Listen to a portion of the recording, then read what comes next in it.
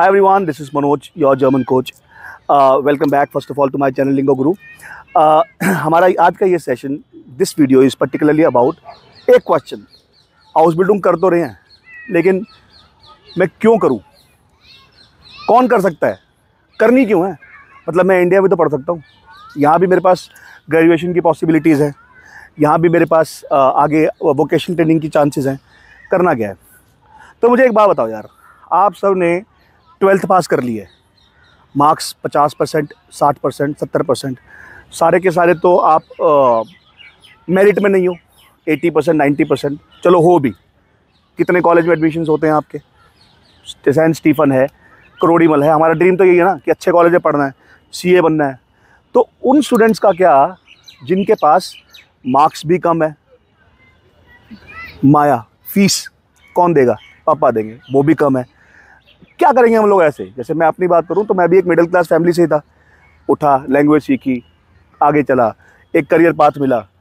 ठीक है, आपके साथ भी ऐसा होगा कि आपके पास गाइड करने वाला कोई नहीं है, पैसे नहीं है, अच्छी एजुकेशन देने के लिए पेरेंट्स के पास फाइनेंशियल सपोर्ट नहीं है, मेरे पास मार्क्स भी नहीं है, तो मैं करूं क्या? तो इंडिया और जर्मनी के बीच में ना एक बड़ा प्यारा सा संबंध है, जो कि हमारा हाउस बिल्डिंग वोकेशनल ट्रेनिंग का man power. Germany is struggling with resources, financial crisis भी है, मार्क्स भी कम है. तो मेरी गलती क्या है? मतलब मैं करूं क्या लाइफ में? तो ऐसे रिसोर्सेज के लिए जो जर्मनी और इंडिया में एक you can say an agreement which is happened, house building एक अपॉर्चुनिटी है उन लोगों के लिए जो बाहर जाना चाहते हैं, पैसे नहीं है, मार्क्स भी कम है. ठीक है, ऐसे लोगों के लिए like this is vocational training जो जर्मनी में होती है. अगर मैं यहाँ पर भी ग्रेजुएशन करता हूँ, किसी कॉलेज से करता हूँ, मेरा खर्चा भी 3.5-4 लाख रुपए 3 साल में आ जाता है. ठीक है, उसके बाद व्हाट इज़ द सैलरी जो मैं एक पहली जॉब में लूँगा? 15,000, 20,000. MBA के बाद भी लोग पहली जॉब में 15, 20, 25 ऐसे ही कमाते हैं. लाख रुपए की सैलरी डिज़र्व करना हमारे लिए like it's a very big challenge. ठीक है, नहीं मतलब 1 लाख रुपए पर मंथ कमाना एक सपना है हर एक के लिए.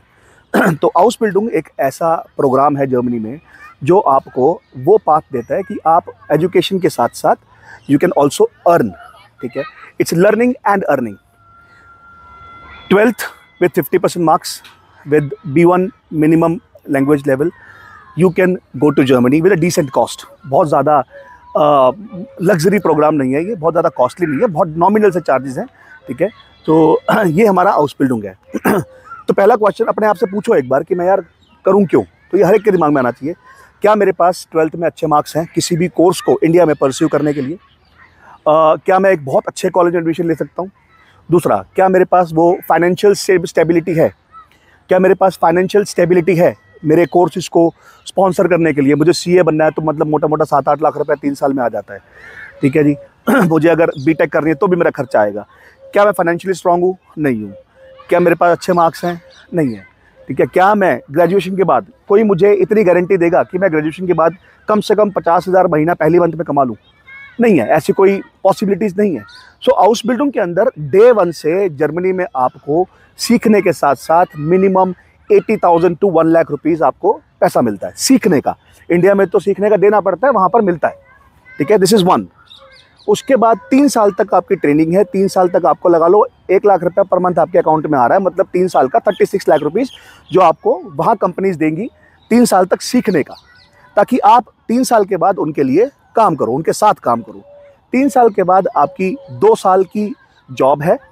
ठीक है, उसके बाद 2 साल की जॉब के अंदर आपकी salary is somewhere around 1500 to 2000 Euros, 1.5 से 2 लाख के बीच में आपकी सैलरी है. 3 साल की ट्रेनिंग, 2 साल की जॉब, 5 साल हो गए. 5 साल के बाद it is you can apply for assured PR in Germany. मतलब आपको इंडिया आने की जरूरत नहीं है, you will be having 2 passports. 5 साल के बाद 3 साल की ट्रेनिंग, हाउस बिल्डिंग, 2 साल की job, then you can apply for PR, permanent residency. ठीक है, अब मुझे बताओ कि आप ग्रेजुएशन कर लो, मास्टर्स कर लो इंडिया में, कितने लेवल की आपको जॉब मिल सकती है? और उसके बाद है क्या? What is the future? मैं उनकी बात नहीं कर रहा हूँ जिनके मार्क्स बहुत अच्छे हैं या बहुत फाइनेंशियल स्ट्रॉन्ग है. मैं उनकी बात कर रहा हूँ जिनके मार्क्स भी कम है और फाइनेंशियल स्टेबिलिटी भी नहीं है. ये प्रोग्राम बेसिकली उनके लिए है हमारे पास, because that's the vocational courses. ठीक है, नर्सिंग के हैं, मैकाट्रॉनिक्स है. ठीक है, IT में कोर्सेज हैं, लॉजिस्टिक्स में कोर्सेज हैं, आपके डिजिटल मार्केटिंग में कोर्सेज हैं, वी हैव हॉस्पिटैलिटी, कुक बनना है, hotel manager, restaurant manager, waiter, bartender, whatever I want to do in a profession. So house building basically एक प्रोफेशन लर्निंग है. It is not a degree course जो कि CA, BTech, advocates, इन तरह के professional courses होते हैं. नहीं, ये मेरा एक प्रोफेशन लर्निंग है. ठीक है, इट्स अ बेरूफ-शूले जैसे हम बोलते हैं. हाउस बिल्डिंग करने के बाद जो कैंडिडेट्स हैं ये बेरूफ-शूले में जाते हैं. ठीक है, ये होती वहीं पे है. ठीक है, so you can earn and learn at the same time. ठीक है, अभी भी आपको कुछ क्वेश्चन है ना कि मैं हाउस बिल्डिंग क्यों करूँ, you can write me on this below mail ID और call my team. We will be able to assist you.